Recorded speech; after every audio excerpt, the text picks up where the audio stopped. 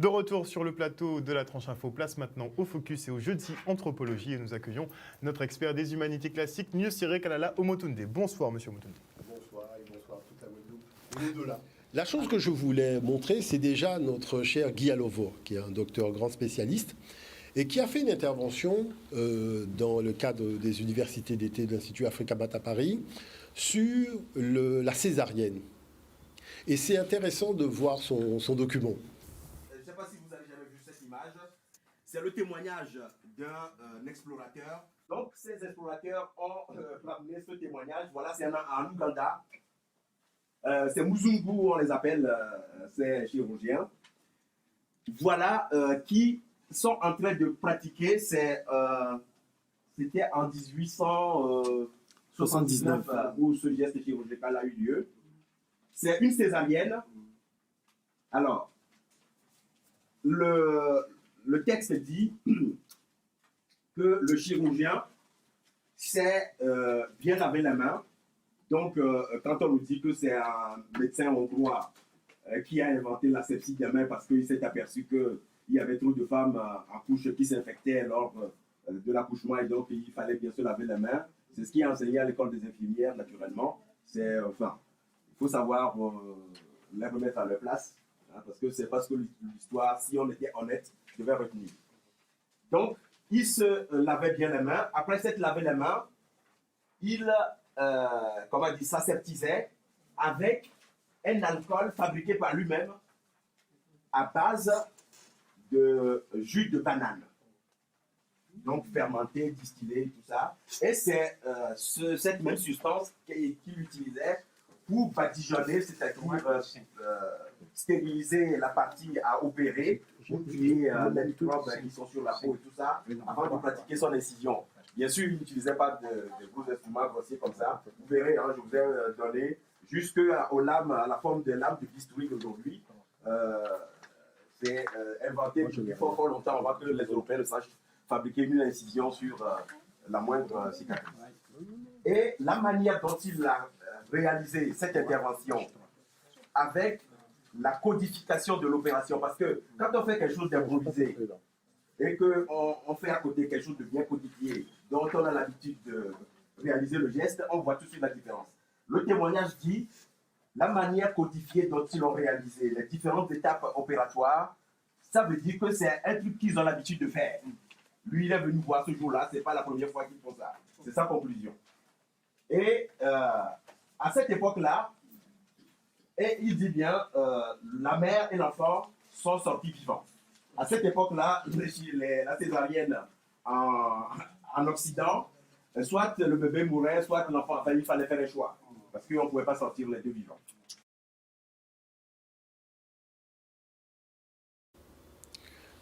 Voilà, donc voilà par exemple un certain nombre de choses. Il y a beaucoup d'exemples que les étudiants devraient normalement connaître, c'est-à-dire quelles étaient les pratiques protocolaires africaines dans le cadre d'une opération chirurgicale.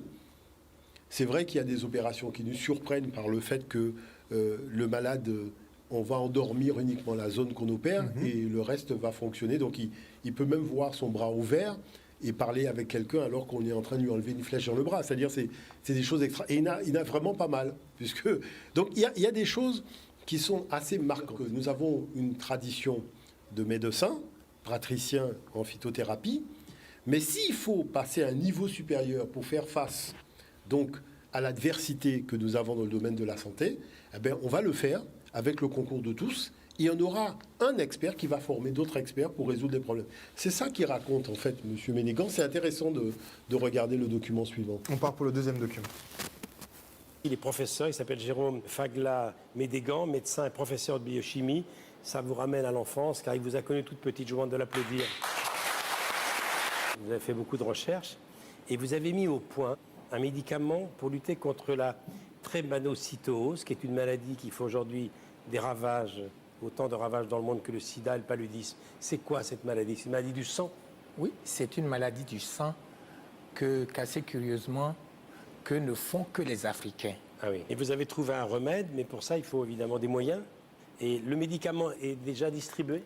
C'est fabriqué chez Arco et c'est un médicament qui et aujourd'hui permet à ces enfants d'avoir une vie tout à fait normale. C'est un médecin chercheur originaire du Bénin. Il s'appelle Jérôme Fagla Médégan. C'est un nom qui vous évoque peut-être quelque chose, car il y a 6 ans, eh bien, ce monsieur a mis en avant un moyen pour soigner la drépanocytose.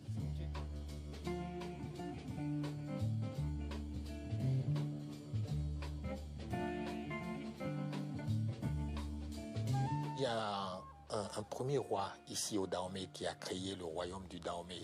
Ce monsieur est mon arrière-grand-père. Donc, j'ai été élevé un peu dans cette tradition. Dans ce milieu, le traditionnel a été fortement conservé. Le roi ne pouvait pas se faire soigner par les médecins. Autour de lui, il y avait ceux qui connaissaient le plus les plantes et leur action. Ces plantes font partie des plantes que j'étudie aujourd'hui. Avec la colonisation, il fallait qu'on aille à l'école. Et chez les missionnaires, on n'avait pas le droit de retourner à la tradition. Et ça créait toujours un problème en moi. Alors j'ai cherché à comprendre. Quand j'ai découvert que derrière les danses, derrière les rituels, il y avait de vraies réalités scientifiques, ça a été une délivrance pour moi parce que ça répondait à la question. N'étions-nous que des sauvages qui ne comprenaient rien du tout? Je suis devenu docteur en médecine, biochimiste, pour comprendre les plantes, comprendre cette médecine qui est la nôtre. On a eu des centaines de recettes. Au bout de quelques années, nous avons classé ces plantes et c'est ainsi que notre traitement de la drépanocytose a commencé à prendre corps. Dans cette époque de globalisation, je voulais que notre médecine intègre la médecine mondiale. Et nous avons fini par y arriver. En 1999, nous étions à Paris. Et le 19 août 2005, on avait pour la première fois un brevet sur un médicament qui avait été complètement fait en Afrique. J'ai hypothéqué tous mes biens, tout ce que j'ai pour faire un laboratoire de recherche plus moderne pour continuer à étudier les plantes, un laboratoire de production à Cotonou. Donc on en revient aux plantes, bon, la base. Oui, c'est-à-dire qu'on a un acquis. D'ailleurs, est-ce qu'on peut, quand on a le temps passe vite, est-ce qu'on peut mettre le document suivant qui est une image justement du papyrus Ebers? Parce que ça montre bien, voilà, le papyrus Ebers aux sources de la phytothérapie. D'accord? Quand on évoque les documents fondateurs de la phytothérapie dans notre culture, on cite, dans la culture occidentale, hein, on cite le papyrus Ebers. Regardez, 3500 ans. Vous voyez? Donc, ça veut dire que, en fait, nous, on a toujours considéré que la nature était à la fois celle qui transporte un agent pathogène, mais elle a la solution pour le neutraliser.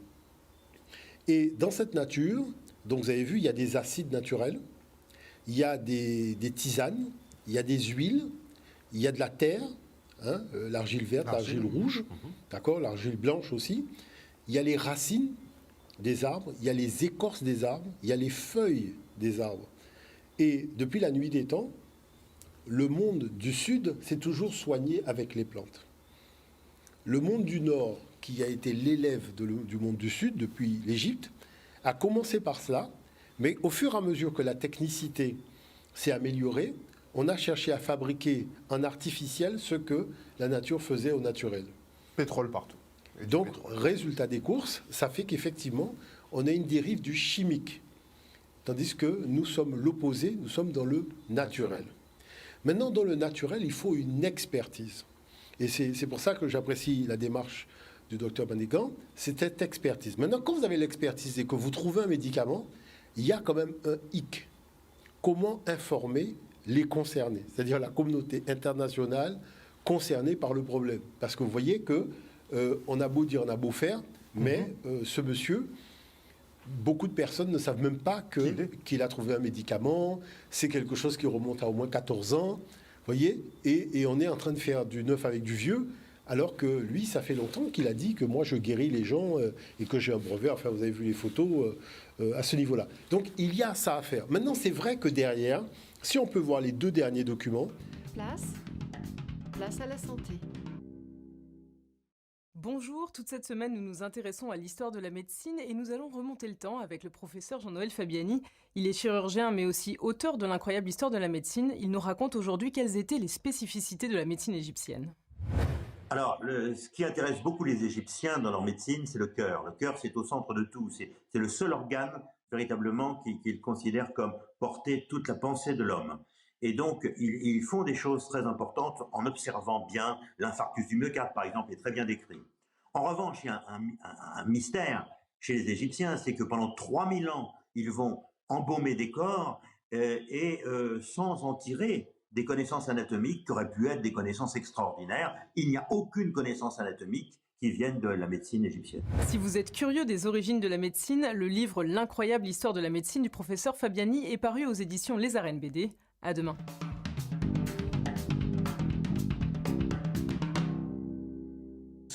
Donc, ne s'intéressait pas aux organes. Voilà, donc là il dit qu'il n'y a aucune connaissance anatomique, il n'y a pas de lexique anatomique fait par le peuple africain de l'Antiquité. Regardons l'intervention dans le cadre des journées panafricaines du docteur Quadro en Martinique, où il montre cette anatomie. Prenons le temps de regarder le document suivant. On part pour le 6e document.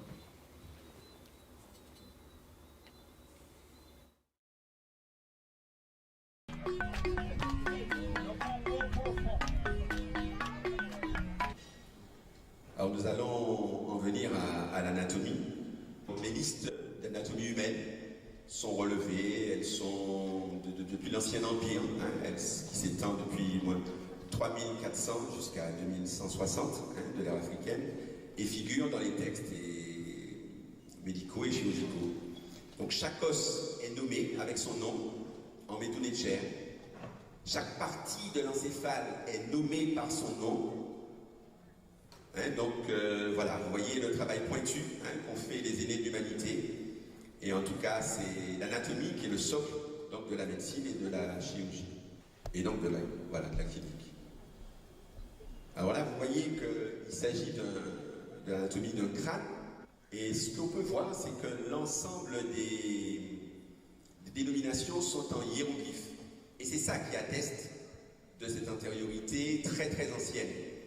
Et donc, même si l'anatomie du crâne est extrêmement ardue pour les étudiants, vous voyez qu'elle n'avait pas de secret dès cette époque. Là, vous avez, c'est vraiment toute l'anatomie, le membre supérieur, l'omoplate, la clavicule, l'os du bras, l'humérus, enfin tous les os du membre supérieur étaient connus, avec des noms hiéroglyphique.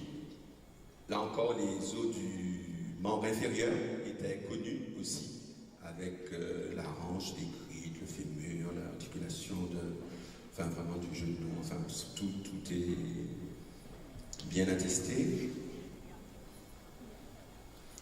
Là, nous avons dans l'abdomen, vous voyez que l'ensemble des organes sont nommés. Il y a un mot pour la vésicule biliaire, un mot pour le foie, un mot pour l'estomac, un mot pour la rate, un mot pour les reins, un mot pour la horte. Enfin, vraiment, tous les organes sont nommés. Tout ce qu'il y a dans le crâne est nommé et en hiéroglyphe.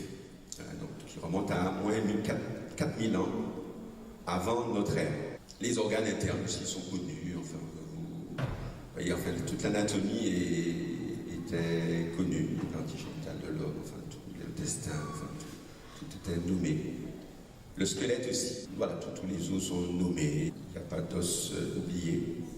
Et là, vous voyez, toute l'anatomie du sein était connue. La gynécologie était très, très avancée. L'aspirine aussi était connue et était utilisée comme antalgique.